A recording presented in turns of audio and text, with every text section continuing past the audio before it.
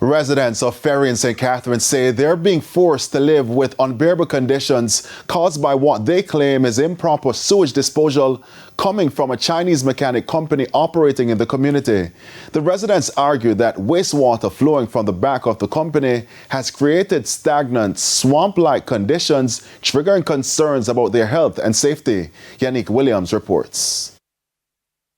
Residents in Ferry say for months they have been dealing with what they describe as filthy sewage water flowing behind their homes from a nearby Chinese-owned mechanic company. They say the wastewater has created stagnant pools, producing a strong stench and making daily life uncomfortable.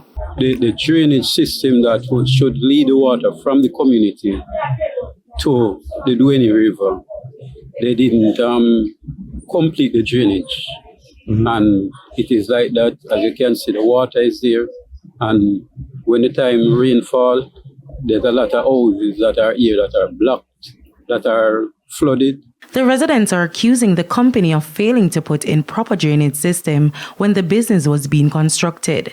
From October last year, when these people come and finish the construction, we recognize that the water starts coming from the property.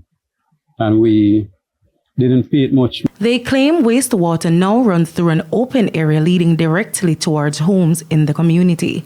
And despite repeated complaints, the issue remains unresolved.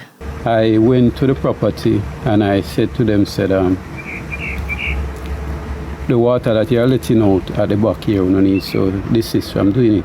When our news team visited the location, representatives from the company said they were aware of the concerns being raised by residents. However, in a statement, they denied responsibility for the sewage problem.